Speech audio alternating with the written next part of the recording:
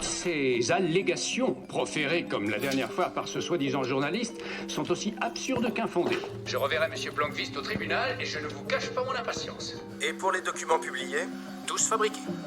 Jusqu'au dernier. Les agents de l'antifraude sont à ce sujet beaucoup moins catégoriques que M. Wennerström. Si ne serait-ce qu'une fraction des accusations de M. Blankvist se révèle fondée, cela donnera lieu non seulement à une enquête financière, mais aussi à une enquête sur le crime organisé. Monsieur Blankvist ne cite aucune source. Et nous ne pouvons pas l'y obliger. Par contre, nous pouvons les rechercher. En commençant où? En commençant par ceux qui sont les plus proches de M. Wennerström. Seule une personne très proche de la direction peut avoir accès à ce genre d'informations dans un tel groupe. Monsieur Wennerström ne pourra faire aucun commentaire aujourd'hui, mais je répondrai à toutes vos questions. Où est-il? À son domicile, j'imagine. Non, il n'y est pas. Est-ce qu'il a quitté le pays? Je ne crois pas.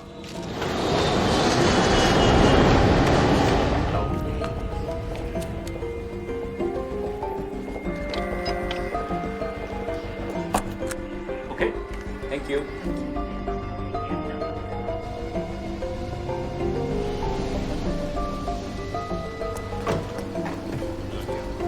Bienvenue au Dolbagram, madame. Puis-je avoir votre passeport, s'il vous plaît? Merci.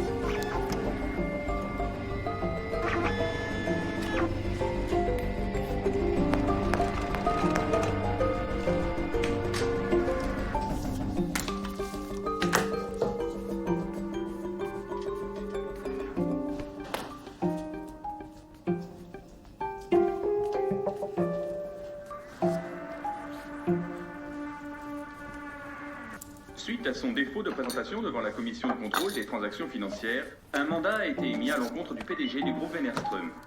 Je confirme qu'il a quitté la Suède à bord d'un jet privé pour atterrir à Paris la semaine dernière. Mais est-ce qu'il est toujours là-bas? Nous l'ignorons. Il pourrait être n'importe où à l'heure où je vous parle.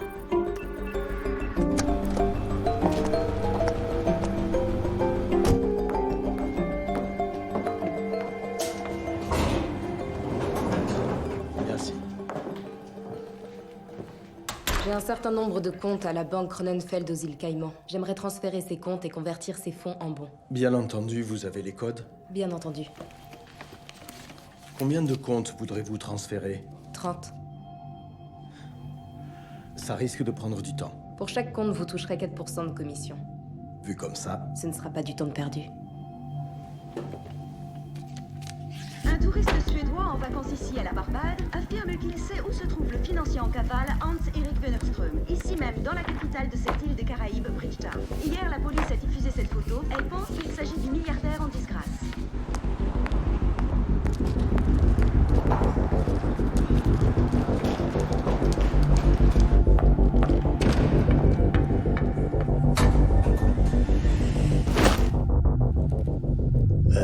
Combien de ces bons souhaitez-vous convertir pour votre dépôt? Les 50 répartis sur 5 comptes.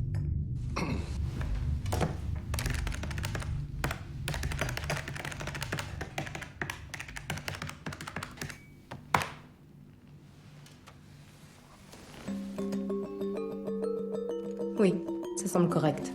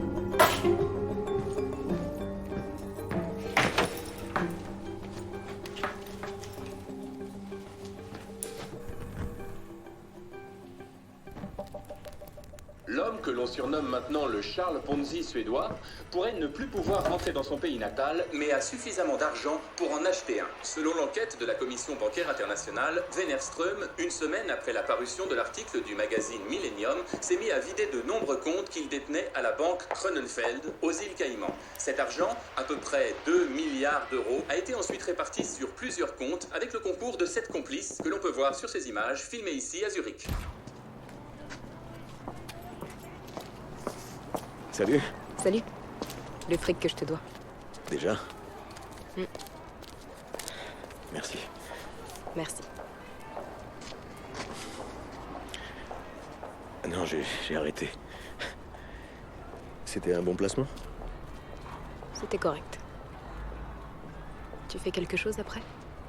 Je vais voir ma fille. Ok. T'es jolie ce soir. C'est Noël encore. On se voit bientôt.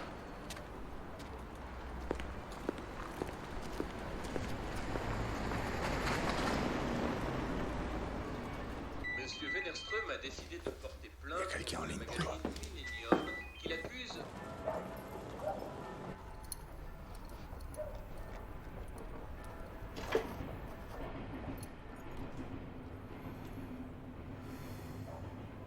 Ça me manque nos rendez-vous.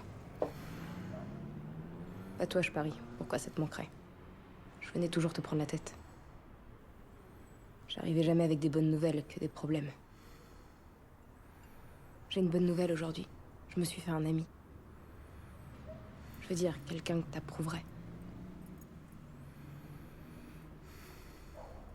Je suis heureuse. Un homme que la police de Marbella a formellement identifié comme étant Hans-Erik Wennerström a été tué de 3 balles tirées à bout portant dans ce que la police appelle une classique exécution mafieuse. L'enquête sur les liens entre Wennerström et des organisations criminelles à travers le monde laisse le champ libre à toutes les spéculations. Laquelle d'entre elles a pu mettre la main sur lui avant les autorités suédoises? Wennerström a passé les derniers jours de sa vie flamboyante dans la solitude et la...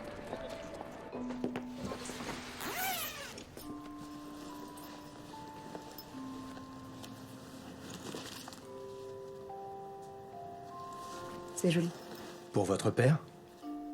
Un ami. Un très bon ami, il faut croire.